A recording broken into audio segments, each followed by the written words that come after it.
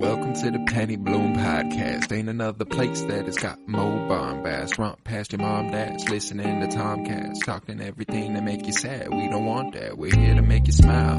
Put your mind at ease. Peace, love, and bloom, and always praise Keanu Reeves. This what we about. This some weeding now. We'll talk until we can't no more, and then we peacing out. Alright, let's go. Penny Bloom Podcast. It's the Penny Bloom Podcast. Penny Bloom Podcast. It's the Penny Bloom Podcast. Penny Bloom Podcast.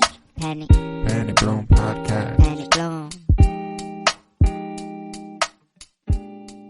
Hello, everybody, and welcome in to the Penny Bloom Podcast. Today, we continue our comic book movie journey through film with Green Lantern. It was released June 17th, 2011. It was written by Greg Berlanti, Mark Guggenheim, Michael Green, and Michael Goldenberg, and directed by Martin Campbell. I'm Colton Robertson. I'm joined by Joseph George. What's up, homie? Oh, what up, what up? Always a pleasure to be here. Oh, and it is always a pleasure to have you. Man, I'm not going to lie. Pleasantly surprised. I hadn't watched this movie ever. Maybe once 12 years ago when it came out. And I'm sitting pretty with it. I'm much more happy than I thought I would be, you know? Oh, and yeah. that's important. Yeah. I'm happier than I thought I would be. Mm. You know, Yeah. not like, oh, I loved it. I liked it. It was fun. How about you? How are you feeling? Yeah, I'm right there. I mean, I went in with very, very low expectations on this one. And I don't think it's completely a Thor the Dark World situation. I think I probably will enjoy the Dark World a little bit more than this. But it's kind of in the same light as a movie that everyone just loves to shit on because of it's just a little out there, I guess, you know. It's not grounded, I guess, you know. It's not on Earth totally. You get some crazy stuff in there. But I'm all about that sort of stuff. I don't care if someone wants to take it out in space and have all these crazy aliens. If anything, I invite it. I love seeing just all the different species of aliens, and they look weird, yeah, for sure. And I think you were saying that like they took this movie pretty like they thought they were doing. You know, like they were very serious about it, and maybe if it was more lackadaisical, or maybe if it was a little bit more like a Jonah Hex, where they knew what kind of movie they were making, could have been better. But I think it ended up being all right. Like I expected to really, really hate this, and that it was just going to be a shit show. But like it has the bones, like the bones are there. No, yeah, it definitely does. I think that. You know, I think that it's certainly out there, and we went back and forth about this last night at length before off mic, but and I think there is some founding to the idea that, you know, them getting out there and it being all these aliens and all this weird shit and the space stuff. It's gotten a certain degree of truth to it. But I don't think it might be overhated in the sense that everyone claims it's the worst shit that's ever been made. Yeah. But I think we've gone out there. We've gotten movies that are like this and are good. And those are not overhated, you know. And I think that's really the key here. Is that like I do have a good time, you know. I don't want to undersell it. In that regard, I had a good time with this movie. It was a much more fun viewing than I thought. It was a nice way to end the coverage for the year. I thought we were going out on like an absolute shitter, and I'm happy that I don't feel that way. You know, I think that it's you know, I was expecting X-Men Origins Wolverine levels. I was expecting that sort of shit, and I'm happy to be probably a tier above that. Not like too terribly high above that, but definitely above that. Yeah. This I don't know. I thought like and for one, I was very. I mean, I knew like the powers of Green Lantern. I knew that with the power, whatever you think you can make, was basically all I knew. But as far as like the deeper lore, like Oa, all of them being there, the Guardians, being like these immortal creatures that kind of are in charge of everything. All this like deeper stuff, I thought was very very cool. To finally know kind of what Green Lantern is about. If it's faithful to the comics, I'm not exactly sure. I mean, like the general outline, yeah. And I mean, it's a I don't know, a guy who's a very much of a douche, an asshole at the very beginning. Kind of like a stereotypical. I don't know. Maybe not all jet pilots are like this, but in movies at least they seem to be like this. And to have his arc is somewhat fulfilling. Like it's actually like it's he is a very unlikable guy at the beginning of the movie. He does like a few things to make him likable, like little Ace, like his birthday party, giving him the present and being like, yeah, you're missing your birthday party, or whatever. Like he does very little things to make him likable. But then at the end of the movie, I'm like, fuck yeah! Like I was like, hey, I'm fully behind. Like no, there's a to compare it to another movie from the same year here, Thor. In terms of the characterization and the journey the characters go on, I like Hal Jordan more at the beginning of this movie than I like Thor at the beginning of Thor.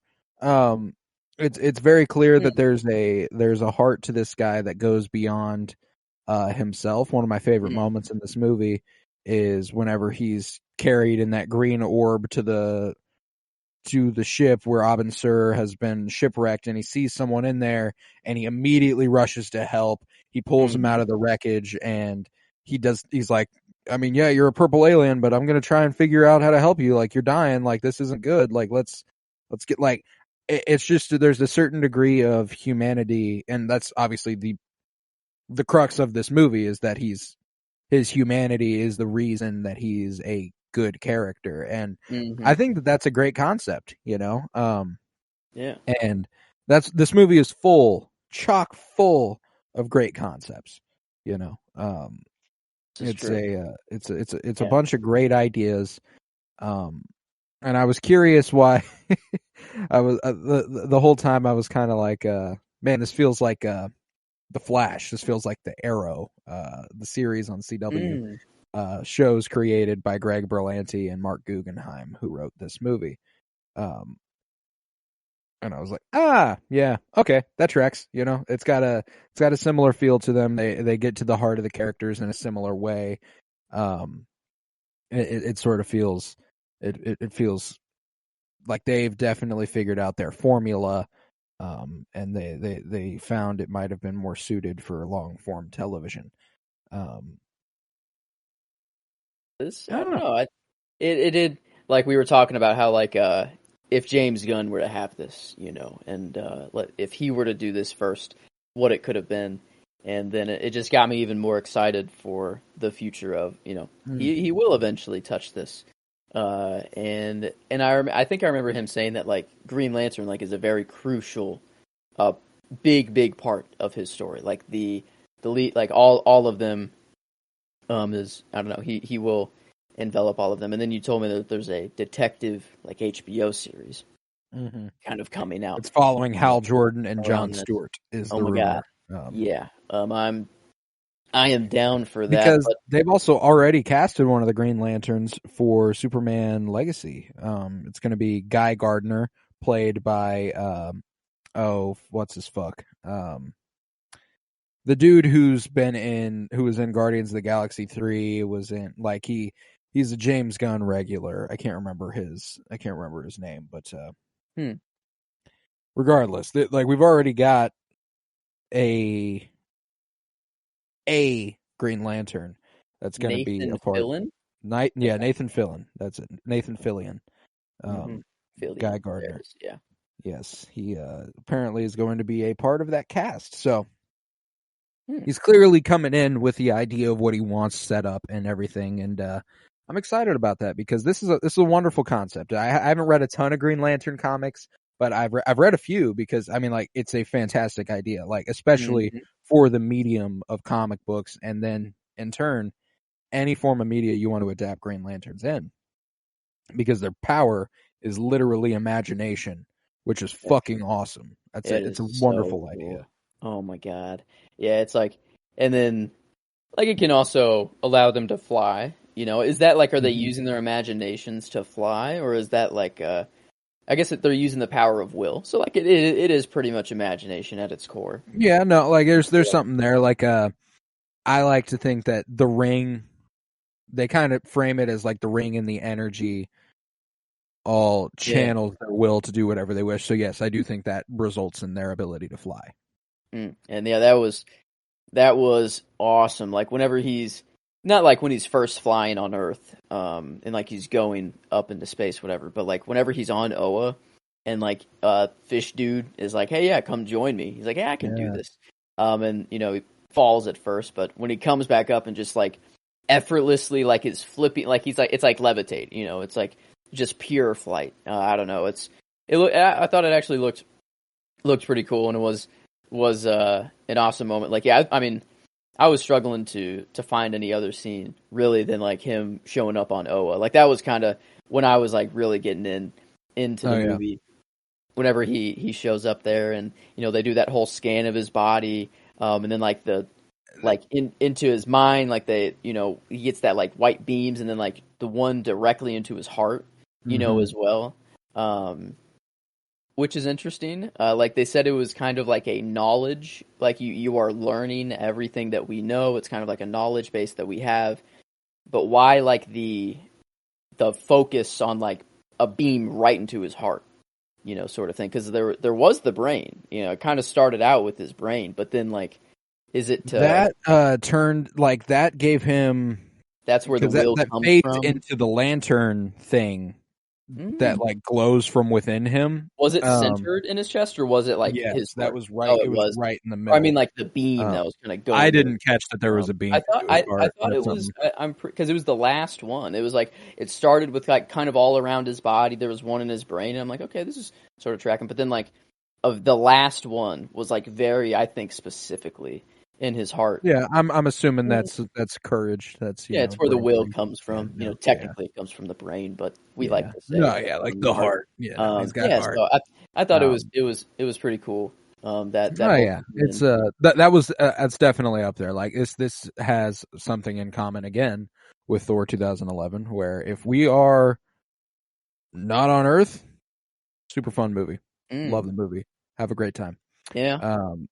And even with Thor, I think Thor has a lot more heart when it comes to the on Earth stuff, and a lot more appeal at large. I think a much stronger cast of supporting characters and stuff, which really helps. So much better in Thor. That's something, really, and that's what's crazy is that I would argue, no, I wouldn't argue. Like Natalie Portman, Stellan Skarsgård, those are some of the best. But we have Angela Bassett here. Fantastic. You got Blake Lively is a fine actress. You know, I don't think she's incredible by any stretch of the imagination, but she's all right, and she does pretty good in this movie. We got Tim Robbins in a role. We got Peter Sarsgaard. Like, it's hilarious that pretty much every single person in this movie either went on to be in a better comic book movie or was already in a better comic book movie, as Michael Clark Duncan, the voice of Kilowog, was already in Daredevil 2003 and played Kingpin, which I would personally argue is a better movie. We got Angela Bassett, of course, who was Amanda Waller here, goes on to play Ramonda in the Black Panther movies, which she is drop dead fucking fantastic in, given much better material. Obviously Taika Waititi, quite the jump scare when he popped up on screen. I was like, is that fucking Taika Waititi? I was kind of going back and forth. I'm like, is that him? I'm like, it does look like him. It sounds like him, I guess. But I'm like, it could be someone that just looks very much like him. I don't know that I've ever like physically been like, I say jump scare, and I mean that I kind of went like I was like, whoa, Taika Waititi. I was like, I don't know, it feels before his time for some reason in my head. Yeah, but this was like it's funny thinking about like the movie Free Guy. Have you watched Free Guy with Ryan Reynolds? No. I'm assuming that's Taika Waititi and Ryan Reynolds' reunion after this movie. Like they're both in that one too. So, but Taika Waititi, Thor Ragnarok, and being Korg and stuff, like Ryan Reynolds being Deadpool, of course, better movies. They all got quite the upgrade from this one. And that's Peter the thing. Sarsgaard being the DA in the Batman, probably the most notable upgrade there. Yeah, I was I don't know. At the end, like I would have liked to see a sequel, of this. I think like they built a pretty cool world. I guess that just comes along with the Green Lantern's concept, just in general. But like the fear ring, and like finally like seeing a Green Lantern have to deal with that, and like that would be obviously the villain of the next movie. I thought it was going to be super cool, and then it flopped. Ryan Reynolds does not want to come back as he was actually actively happy the movie failed. He didn't just hate it after it came out, he hated it as they were making it. Wow. Yeah, that's not a good environment, not what you want for a movie making environment there. The lead actor just hates the movie he's in.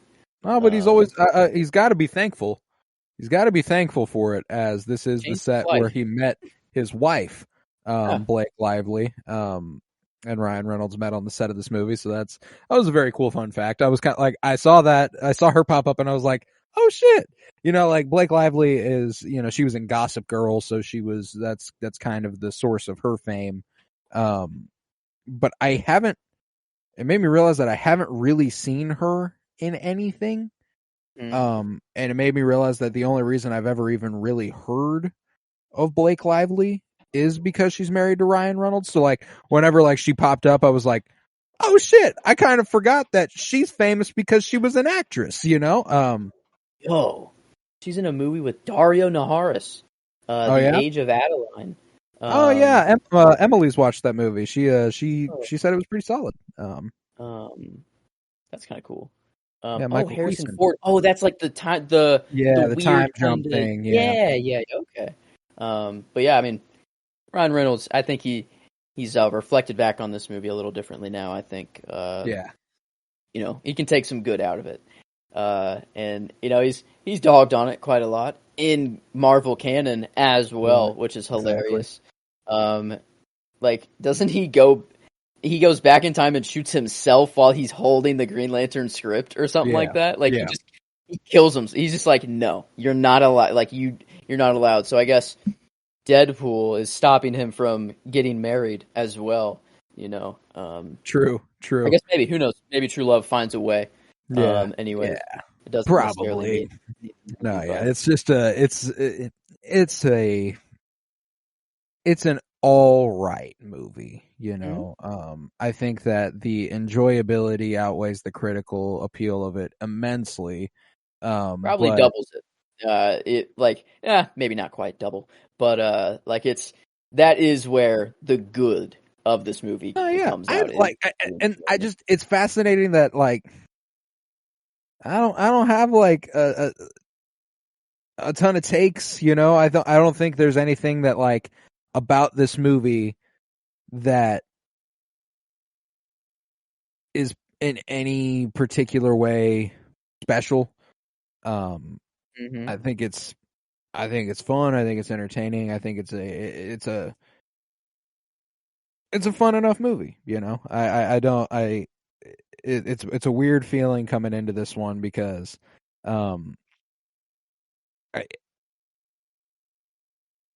I don't even know what to say really. It's just kind of like, it happened.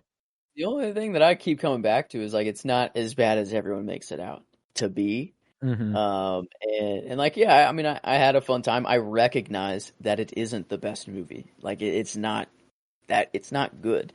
Like the the dialogue is rough at some points, like Blake Very, Lively very at some, like it's very surface level, and like it's like the same thing repeated over and over, sort of thing, and like the the art, like to say like Hal Jordan is like the character of them. There's not really another character in this movie that goes on any fulfilling arc, not even like close. him. Yeah.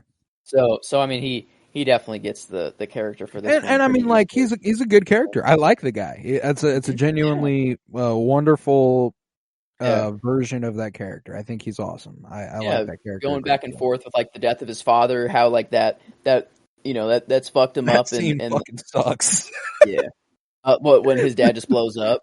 Yeah, no, I mean like the whole thing, like the opening of this movie, like the test flight and stuff is actively terrible. Like I was really worried.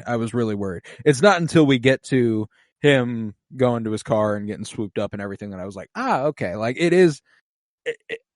it's out there and it's crazy and it's weird at points. I know that it can't be nothing but that because it's an origin story and you gotta show him in his in his human life and everything, but I really wish we could have gotten a lot more of that side of things, because I loved the stuff on Oa. My favorite shot comes from like I think our introduction to Oa. It's like the aerial view of the like main lantern and all the lanterns gathered around it and like it's super cool. That is sick at the core. That's like that's pretty cool. And when they all do like the like beam up, they're all like or just send a beam up or whatever. That is pretty sick. And mostly because like I don't fucking, if it's not that, I have no idea what image I'd pick. Yeah, I mean I chose one just like whenever he just has the two jets pulling him away from the sun and he just clipped him to his hips. I thought it was just hilarious. Like that's how he's doing it. Because that's like his imagination is very, very Earth-like. Everything he comes up with is comes up with big Gatling gun. Just like it's swords. Oh, how human of you. Or whatever. Like it's like you can imagine anything, and you're picking. Like to save the helicopter from crashing, a Hot Wheels track. I thought like it's fun. Like at least it's funny. Well, and that goes back to his little interaction with his nephew whenever he like launches the little Hot Wheel cars through that track after they have their interaction. It's cute, and that's another thing is that like there's a lot of just cute shit about this movie. I think that it's like you said, it's far from good, but it's perfectly enjoyable, when it comes to the conversation about whether or not I'll watch it again. Not anytime soon, but maybe. I'll come back eventually. That's for sure. It's not anything super press. I mean, it's like I'd say it's more of like a one and done. Like I have no need to see it again, but I probably will go back to it. And I mean, as of like that was kind of the main thing that rose it like on my list. Was just there are some movies that I've seen, but I really don't know. Like I don't have much to go back, and it is pretty high. It fell a little bit since last night, but yeah, like I don't know. I had a really good time, and like the like he's kind of like a kid at heart, and that's kind of what kept me like enjoying it the most. Is like he was just doing things that like everyone would want to do when they're Green Lantern or whatever. Like just when he first flies on Oa, when he's training, I love all that stuff. Whenever like like the Hot Wheels stuff and like but then when it's time to turn it on and be serious, and like he needs like there's a big moment where he needs to save the world or Carol or whoever, like he does get it done, and he it's not funny time anymore. So I like the balance that they kind of have there with it, and that is kind of why I went with Ryan Reynolds for the performance. I recognize that it is not the best performed role of the movie, but I feel like he had a lot more that he had to do to go back and forth. I wish the him and his father stuff could have been handled a little differently. Like, I mean, it's just when it's brought up, he's just like, all right, done talking, I'm leaving. Like, it's just like, it's over. It's shut down very fast. And like Carol and him. Yeah, like it is funny that they pose that as like a thing he'll have to overcome. Mm-hmm. Yeah. And I mean, it kind of cool is like all of the Green Lanterns, like the job description is fearless. He was told, by his dad, like, how are you not afraid? He's like, it's my job not to be, sort of thing. So it's like, maybe this is why it's picking me. I'm told I shouldn't be afraid, blah, blah, blah. But then, he realizes that, like, you guys are afraid to admit that you're afraid. So, like, you're constantly, like, kind of holding back. Well, maybe not before, but whenever freaking Parallax becomes a thing, they're all definitely afraid. They're like, for the first time, they're all like, holy shit, what the fuck are we gonna do? And I like that realization that he makes them come to. And that's, I mean, I ended up going with them for the performance, and I thought, whether he hated it or not, I think, like, for the movie, he did a pretty good job, portraying, like, the back and forth that he's feeling, and when he becomes, like, the true hero, I thought, I don't know, it did feel good, for me, so I did end up going with them, but yeah, like, it's just a lot more screen time as well with him. I mean, he's just he is the main character here. Right. So I definitely went with him for character, but it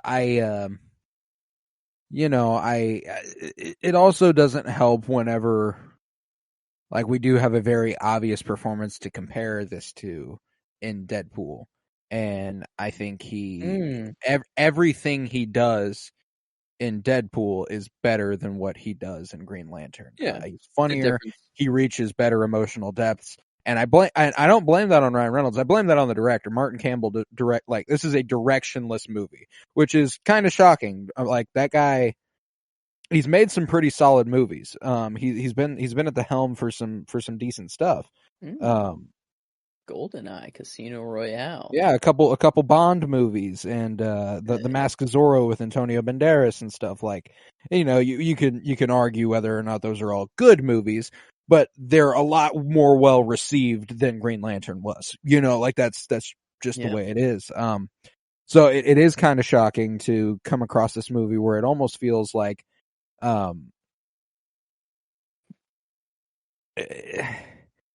it might have started from a place of passion, but it ended in a place where nobody gave a shit about what they were making. Yeah, like, with Ryan Reynolds hating this role as he's making the movie, I'm pretty sure he was loving every second of Deadpool. He loves making those movies. Yeah, he's so much fun to make. Absolutely. And so, like, it's, I guess here he's in a green screen a whole lot. Like, I mean, it's fucking terrible to look at. Yeah. Like, even on Earth, they're on a green screen a lot. Like, it's like, like at the airport when it's him and Carol sitting on top of a fucking the tower or whatever. Disastrous, terrible looking shot. What the fuck? Yeah, I was like, there's a moment, like, I can't stand. I'm okay with CGI filmmaking. I love, like, if you can get on a green screen, you can do it right, you can do it good. It's a guarantee. James Cameron, look at what that guy's fucking capable of with, like, Way of the Water. Like, that's fucking fucking insane, If you are making a movie and you are lighting it in post, it's going to look fucking terrible. Yeah. And this entire movie is shot with flat lighting. And then they colored the lighting in post. They colored the shadows in post, and it's not fucking, and it's not good terrible. either. No, like, it looks bad. Not done well. Yeah, like on Earth, I'm like, you're on Earth. Like in Oa, it makes perfect sense. That all has to be fake. Like in space, it all has to be fake. But like on Earth, go to an airport. Go, like, you can go to an airport. Or like what? Like, I don't know. I guess they're up on a tower and they're sitting at the edge, whatever. But like, might not be safe. You can't bring a whole camera crew. It's a Warner Brothers DC film. Y'all can afford this. Like, that's my thing. Is that, like, I think that they had a goal in mind to make a movie this way. They were like, let's do this entirely this way, you know. And obviously there are some practical sets, you know, like the house they're in at the beginning of the movie and everything, or not like the birthday party, but it's holy shit. Thor cost less to make than this movie. This movie is $200 million for the budget. Thor was $150 million. Jesus They spent Christ. $200 million on this movie. That's... Oh, it's awful. I mean, maybe it's to go to Ryan Reynolds. I don't know. No, it's not. No, Ryan it's Reynolds. CGI. I mean, he was an actor. He was not a movie star. No, it's the CGI. Like, that's... Eesh. And I love the concept of the suit. Again, love the concept. Looks fucking terrible on him. The mask is awful. god awful. The mask is the worst part. The neck fucking kills me. I think chest down, it's okay. Yeah. In motion, it's okay, but like when he's in his apartment and like just, you know, puts the suit on like in front of Taika Waititi, it's like, man, like the neck up is terrible, and like the rest of the suit's like okay, but like to think that like Tony's Iron Man suit is mostly CGI, and like how good that looks in like Iron Man 1, or I mean I don't know. Do you think Thor's? I don't know, like all the chain kind of mail on his arm. Looks like is that real? Oh, is that practical? I do think there is a practical suit on him, but I don't know about his arms. Yeah.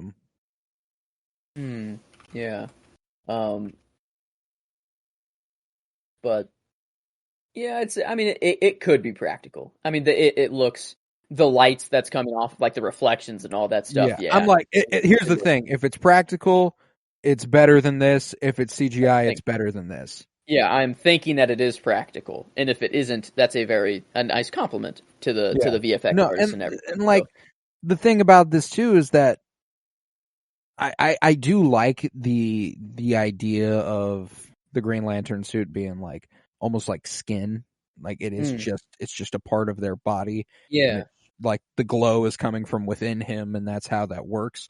Like that's a cool idea. But it's just another movie fucking with a perfectly awesome comic book suit, when it could be extremely easy practical. Ryan Reynolds is in incredible shape. You can put him in a skin tight suit and it's going to be just fucking fine. You know, that's true.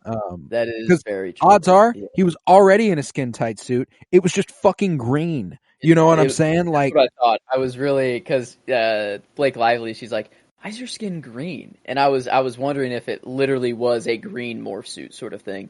But it's like the classic motion track, kind of gray with the dots all around it. Oh, and still, like, that's still skin tight. Like, yeah. Oh, yeah. No, it is. Yeah. And, yeah, that is just... Oh, wow. They put LEDs on, like, on the suit to, I guess, put light on his face from the... There was one piece of lighting that looked authentic, and it's when his face is glowing on the sides, and that's why. Because it was authentic lighting. Actually real light. Yeah. Yeah, I mean, the suit, looking at pictures, it's just, like...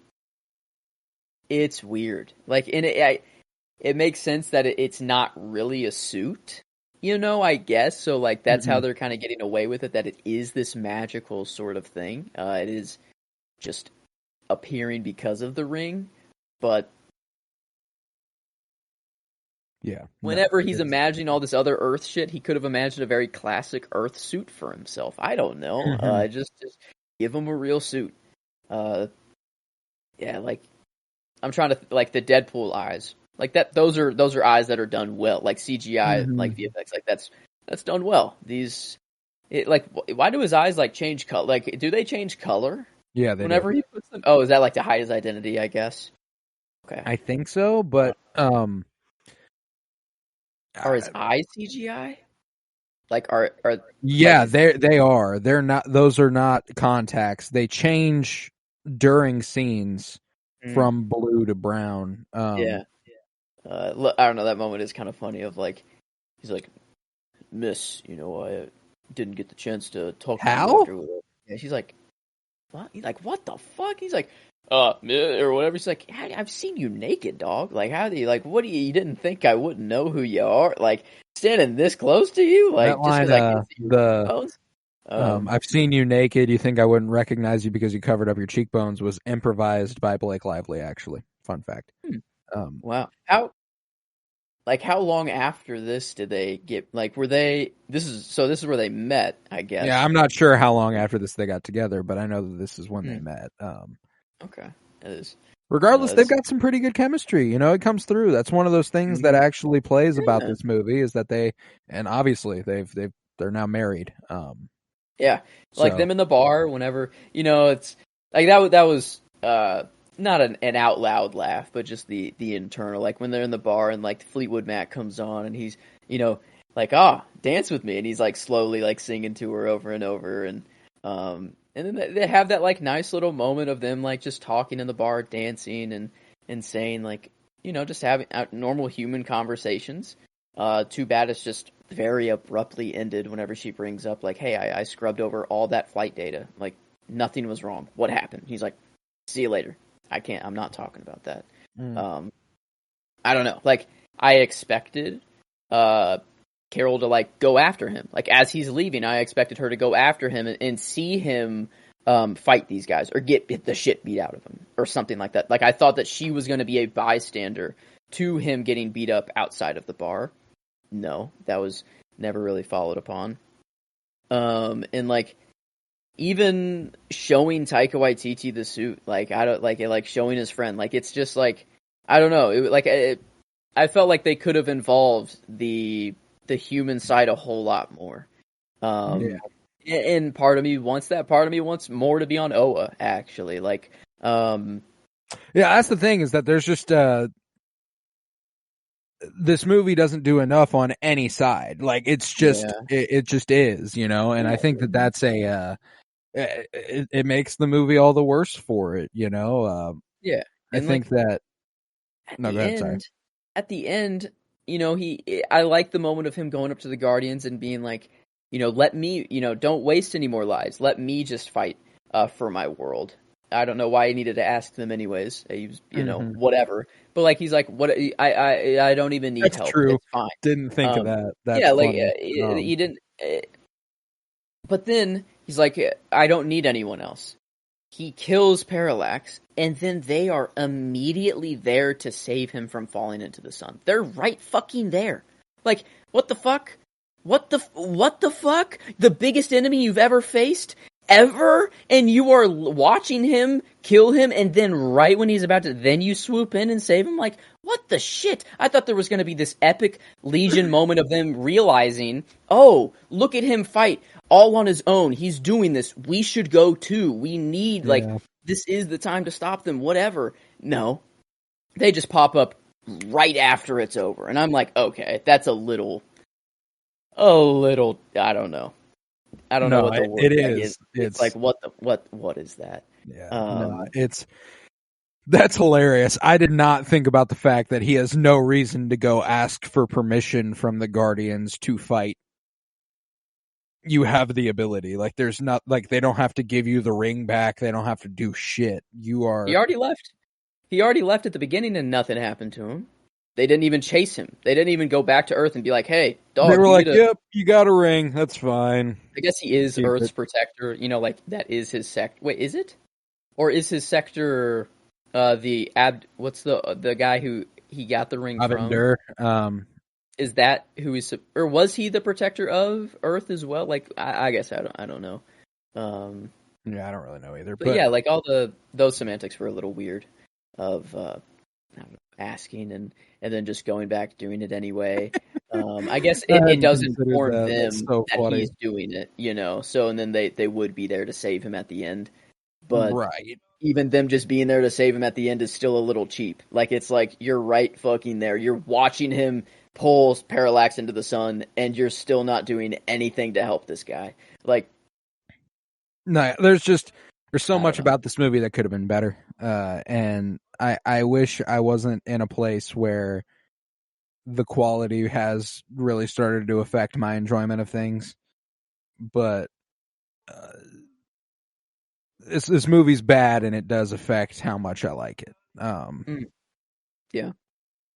Yeah, and after being a night off of the cooled a little bit. Right off, yeah, it's okay. Like I had it initially at like 20. Like I had it above Blade and Daredevil. Yeah, where is it? Where is it now? Right below Spider-Man 3, and I'm like, okay, I'm watching Blade before this. Like, come on, Batman 89. Yeah, I'm watching before. Even the Donner cut. I'm like, I'll probably watch the Donner cut before this as well.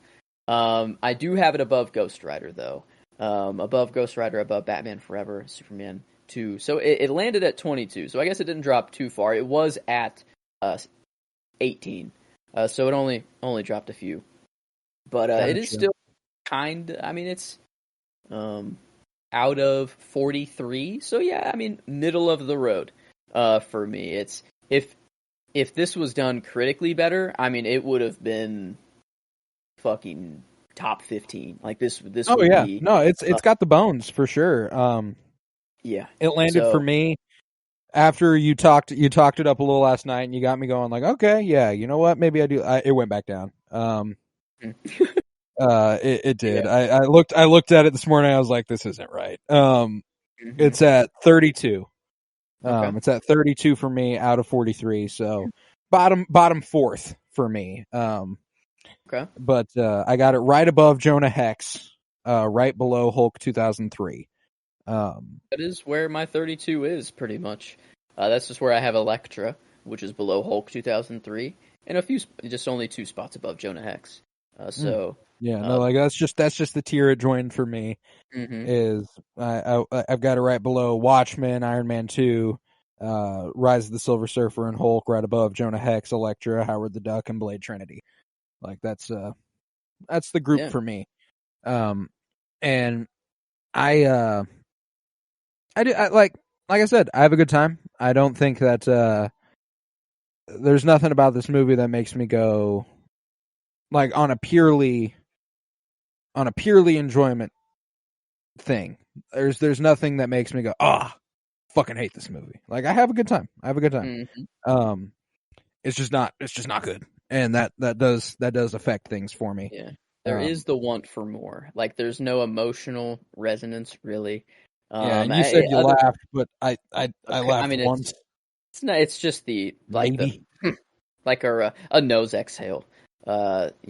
Is kind of my laugh now. I feel like I'm very muted. Like surprisingly, Game of Thrones gets me to laugh more than anything. Like I don't and then I look at like what TikToks get me to laugh, and it's just the stupidest, most childish shit. So yeah, it's like my humor's pretty broken. I'm pretty certain.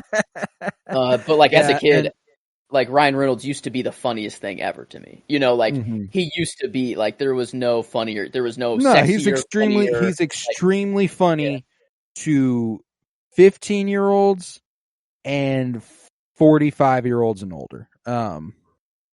Yeah, it's just and the fact that he just does the same thing over and over. It's just ran a little stale, you know. It's fine. I get why generally it's appealing. I think that like I've kind of cooled on Ryan Reynolds in general. Like I think he's fine. Like I like him, but there's a genre of movies modernly that is fucking horrendous. It's terrible. And the genre is, if you could see Ryan Reynolds making a cameo, that's the genre. It's Free Guy, it's like The Gray Man, Bullet Train, movies like this, which aren't terrible. They're not awful. But they're not good. They're not as good as they could be. And the Red Notice on Netflix with Gal Gadot, The Rock, and him, like, yeah, that's right. That genre of movie is the wild. One. That one was actually kind of okay. I like that when he he came back to his younger self. Adam, maybe is that maybe the Adam Project. The Adam Project. Yeah. That That one was okay. And Yeah. the Deadpool Again, Deadpool, like that's where you, it's fine, you know, like it's just like, so he's got this whole genre of movies that I feel like he's kind of spearheaded, and it's made me go like, you know, like I feel like, he's like, and I get it. You found your lane, you're getting paid for it, and you're good at it. Like cashing checks. Yeah, he is. He's making money. Celebrity now, so yeah. I mean, he's doing all right. I don't think he's too upset with where he is right now. But yeah. I mean, and like that's the thing. Like for this movie, like usually there's a line that sticks out. I was like, never one time was I like, oh, that's my line for the movie. Yeah. Even scrolling through the quotes on IMDb, I'm like, man, all these lines just kind of suck. Like, I think I left that blank. Yeah, like it's just like there's nothing really good. The one that I ended up seeing and it was like, okay, that was kind of good is when Sinestro is talking to Hal, and I think it's after Parallax is killed. They're back on Oa, and he says, "You're impertinent, Hal Jordan. You're rash, volatile, opinionated. It seems that Abin Sur found another just like himself." Like starting off very, you know, I'm against you. I don't like you, but it looks like you do fit. You know, you do fill the shoes, sort of thing, which is kind of his whole character arc. He's always trying to fill his father's shoes, and now he's filling the greatest warrior that they've ever Green Lanterns have ever fucking seen. And I thought, it was kind of a nice moment at the end to wrap things up and be like, you did do good, you did great. This will be remembered for a long ass time, even though you're young. But yes, yeah, I looked through. I'm gonna go with during that scene where he goes and requests help, where he concludes it by like Sinestro says something about how you're gonna die, and he goes, "Then I'll die trying." It kind of encapsulates the character's spirit, and I dig that. Fearless, the only one who was kind of fearless in this situation. Exactly. But Sinestro did get my performance. I think Mark Strong is incredible as Sinestro, one of the most shamefully wasted. Like I rarely call a role wasted. I think that's a terrible way to look at a lot of performances. Performances, there's no small performance, there's small actors, like that's how it works. Like that's why I'm so disappointed that we don't get this sequel, is because him as the villain, like he would have had a much larger part. And that's amazing. Like what Sinestro is known as. So, like, I thought this movie was going to evolve into a place where he committed to that. Yeah, Sinestro's a villain. Like that's Green Lantern's arch nemesis is Sinestro. So like I thought that's where we were going. I thought that by the end of the movie he would have harnessed the power of Parallax and fear, and it would have corrupted him. And again, like I like the Parallax battle. It's my favorite scene.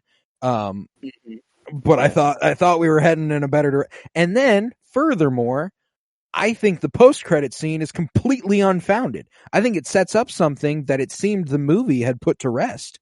Like, I think the movie, by the end of the movie, I didn't think Sinestro was tempted by that anymore. And then in the post-credit scene, he's like, fuck it. That is kind of weird. Like, if the enemy's gone, the whole reason they created the ring is to rid of Parallax, and then now it's like, let's see what this is about. And that's why, like, it's a post-credit scene, so it's like, it is what it is, but it was just thematically, it kind of fell apart for me there. And, yeah, so it is what it is, it's fine. Mark Strong did a really good job with the role, and I was very happy with his time as Sinestro. He also has gone on to do better comic book movies, as he was the villain in Shazam, the first Shazam movie. So, good villain role there. And I like him in the Kingsman movies. He's really good in those. Yeah, I like Mark Strong at large. Incredible actor. He's a very good actor. Yeah. So seeing him in, I wish we could have gotten more there with all the Green Lanterns. But I guess this is the Green Lantern we're supposed to be focusing on is Hal. It's his origin, and then they were planning. The plans were much more, but they obviously did not follow through after only making $20 million of it. $200 million was the budget. And Ooh. I don't know if that includes marketing, but 220 was the box office Probably gross. doesn't. Gross. So yeah, probably lost money on this one. So yeah. No, I mean, like, here's the thing: is that like we were talking last night, and I was like, maybe I really would have enjoyed this if I was a kid. I told you, I watched it when I was 11. I didn't remember a single fucking thing from this movie. Yeah. And that might be because of the out there alien weird shit. I might have just tuned out, But I don't know. I liked Star Wars. Yeah, something that's just well written. That well does done. help. That does help a whole lot. Like, and that is why we put the emphasis on the critical, rating. Yeah. Like that is why. Are we there? Do you think you're ready for a rating? Like, do you have much more to say about this movie? Yeah, I mean, we've gotten through all the favorites. It's like I don't even really. I watched it last night, and other than that, I guess we haven't talked about Big Brain Boy, whatever. I mean, what a weird performance. Oh yeah, Hank Hammond or Hal Hammond. Yeah. I can't remember. Peter Sarsgaard. He does a pretty good. Every time he screamed, that was the part that made me laugh. Yeah, I was like, why? Why are you screaming? Like, I'm like, what? I mean, you're. And he's got like a really high pitched scream, which is hysterical. Yeah. And then there's like one point when he does scream, and it's like a roar, and he's like, ah, and I'm like, why haven't you been screaming like that? Yeah, like I don't know, and like I love that Andy Dufresne. I hate that I don't know his actual name. I call him Andy Dufresne. Yeah, Tim Robbins. I love that he's his dad, and he's like reading his thoughts and like, what a disappointment, whatever, and then like just burns the motherfucker. Like, oh my god, what a death! Yeah, that, right. Jesus Christ. Went full Daenerys Targaryen on him. Yeah, right. But yeah, I mean that's other than that, yeah, that is pretty much it, huh? Like, and even then, we're just like, we said about all you needed to say about that fucking guy. Yeah, it's like, it was cool to see his rise, and like I thought he was going to be a formidable opponent, and then it's just like, here, take the ring. You can do anything you want. Haha, I lied, you bitch. It has to choose you, motherfucker. Yeah. But then it's like, now the ring, you don't have it. And Parallax is right there. But that scene was when Parallax did come down. It was Parallax. The Parallax fight is my favorite. I thought that was dope. I actually got a bit of excitement out of that. I thought it was the effects of Parallax are very cool. I think that Parallax looks good. Yeah. That's one of the rare. It's one of the rare things in this movie that actually does appear. Better than everything else. People running through the streets and like he's slowly coming down and like all of them are getting scared, so it's like he's feeding off of it even more, sort of thing. And like it was really cool and like effect done well. Like and then and like when Hal, like, I don't know what it was, kind of like it looked like a jet engine, but it had just like a blade on the end, like or just a propeller slices through him. Yeah, it was like pretty sweet. And then they're fighting space. I mean, it was the bigger you are, the quicker you burn. Gravity's a bitch. That holds true. Gravity's a bitch. Yeah, the heavier you are, the more fastly you're attracted to something else, and the harder it is to get away. So it did make sense. A lesson he learned in training. I thought kind of a cool callback there. But yeah, I thought. Cool way to do it, and then I don't know, it just falls flat a little bit whenever they show up right away, and then they like just get up there. Okay, okay, it's right. No, it's fine. It's fine. It is what it is. But I say we rate this bad boy. How are you feeling about it, enjoyment wise? Where's your gut taking you? Well, I guess if I'm saying that I have this somewhat above Ghost Rider, Batman Forever, that would, let's see, over here. Ghost Rider, we gave a 7. Let's see. The Donner Cut's a 7. X-Men Last Stand, Fantastic Four, Hulk, Batman 89. Iron Man 2 is a 7.25, which, honestly, I don't think I can actually say, I don't think I can actually say I enjoy this more than Iron Man 2. I still love Tony enough to where that movie's not the greatest, but it's still probably better than this. So, I mean, I think like 7.25 would be actually the ceiling. I think like 7 is probably more where my gut is actually taking me, though. So, all right, yeah, that's good to hear after last night. I was at a 7.5 initially. Yeah, so that's and I was gonna have a little bit more of a problem with that in terms of agreeing to it. Of course, enjoyment, that's entirely subjective. If you feel one way, I feel another. We just have to come to a compromise. That's just how this part of the rating works. That's where it's, and usually we're on a little bit more similar footing. But yeah, last night I'm around the same spot I was last night. 6.5 was kind of where my gut took me. Low to mid 6s, but 6.75 or 7. I have it below all those 7s, so it's hard for me to say that I agree with that wholeheartedly. But if that's the compromise we need to come to, I'm okay with that. Like 6.75. Do we have any 6.75s anymore, or have those been eradicated? Superman 2 is our only 6.75. So yeah, I probably go to this before Superman 2, but like Ghost Rider is kind of the closest one for me to actually maybe go back to, other than Green Lantern, which Ghost Rider's a 7. So like there is some hesitance a little bit to put it on the same level as the 7s, but then again, like I don't think it's like a Superman 2. So I mean I could go either way. You have a lot of 7s. Honestly,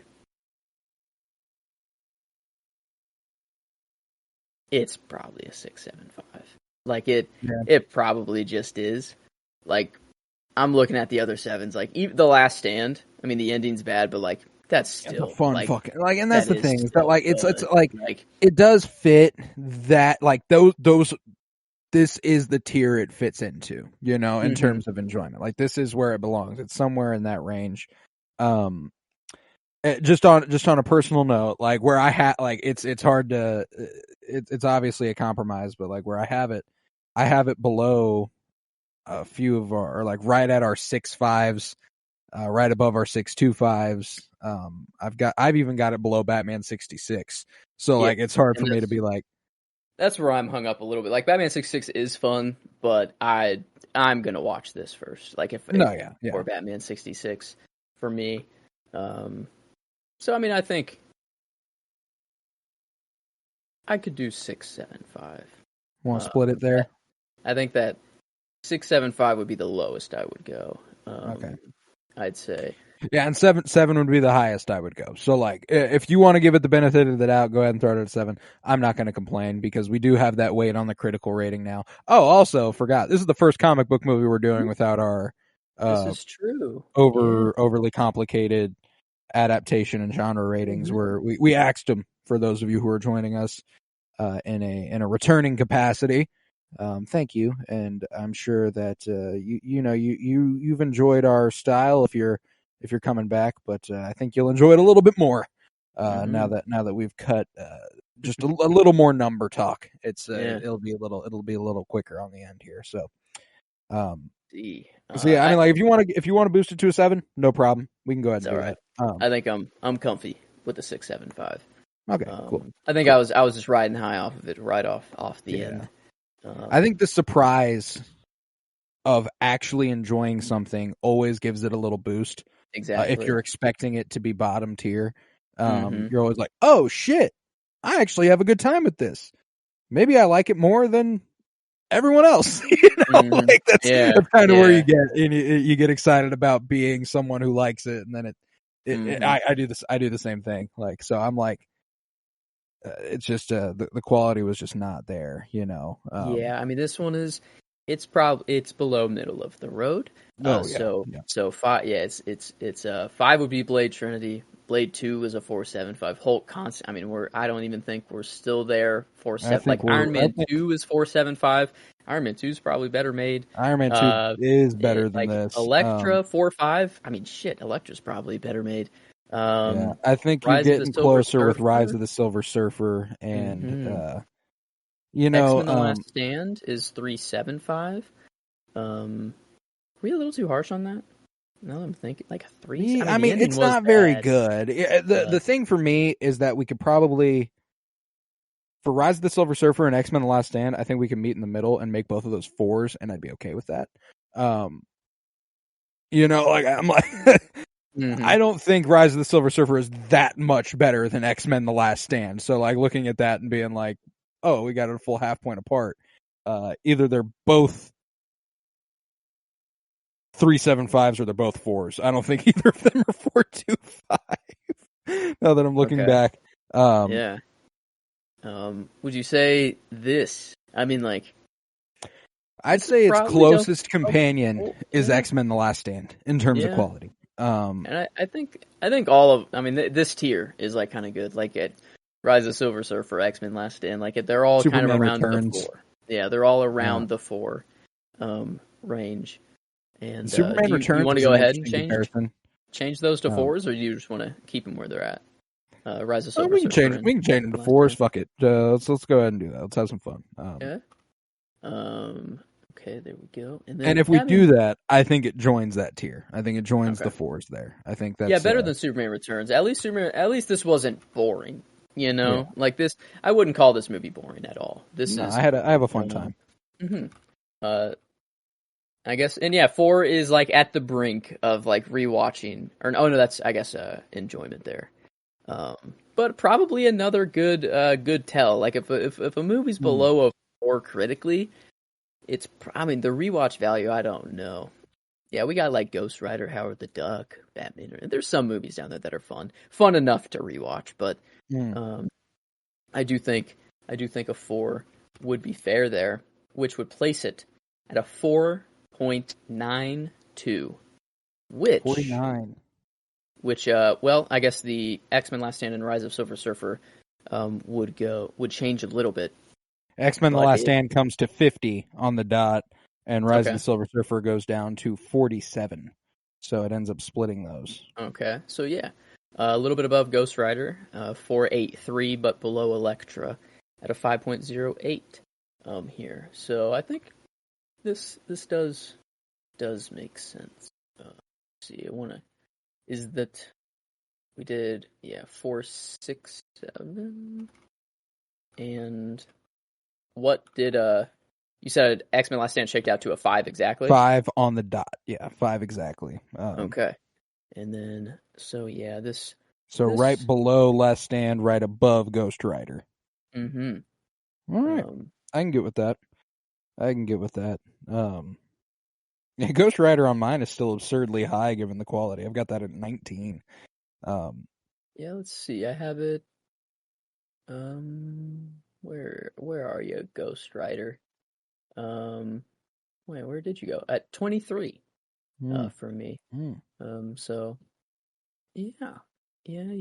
this more. This shook out a lot better than I thought. Having it above, Batman 66, above Batman and Robin, above Blade 2, above Howard the Duck, above Jonah Hex, above Superman 4, 3, Superman Returns, Supergirl, Origins, Wolverine, and Catwoman. So I think that, I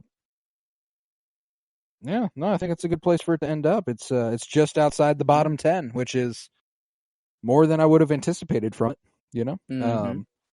So I think it's a good place. I think it's a good place to come down at. So with that, we will conclude this episode on Green Lantern. And in turn, our coverage in 2023. Don't believe we will end up getting another episode out in the time that we have before the new year. We might end up doing a 2023 in review, but if we do, it'll be early next year, not before the end of this year. But with that, we'll conclude. And if you would, head to patreon.com/PennyBloomPod, where you'll find over 50 hours of exclusive content, including all sorts of book reviews, comic book reviews, movie reviews, and the like. For $3 a month, you can support this podcast financially, which is huge because it costs me money and I don't make any off of it unless it's over there. Head to Twitter, follow at PennyBloomPod, follow on Instagram at PennyBloomPodcast, follow on Letterboxd at PennyBloomPod, and remember to leave a 5-star rate and review wherever you might be listening and to continue downloading. We will be back in the new year, as on January 1st, we continue our coverage of Game of Thrones, our rewatch there for Winter is Blooming. with The Battle of the Bastards, a great way to kick off the new year, and I'm so very excited. And we begin doing comic book movies twice a week in the new year, and we're going to do that for a couple months at least. Going to put director spotlights and other projects on hold, try to knock off a couple months off the end of the comic book movie project here would be ideal. So next week we're coming with Captain America, the First Avenger, and Ghost Rider 2, The Spirit of Vengeance. So I'm looking forward to that, especially one of them. But Ghost Rider, like I said, Ghost Rider's at 19 on mine. Who knows? Maybe Ghost Rider 2 resonates with me. Who knows? We'll see. Yeah. We shall see. But yeah, I'm looking forward to it. I'm very, very excited. And yeah, with that, I was Colton Robertson. I was joined by Joseph George. Thank you very much, homie. Oh, thank you for having me. It's always a pleasure to be here. Oh, and it's always a pleasure to have you. Remember, peace, love, and bloom. And let those who worship evil's might beware of my power, Green Lantern's light.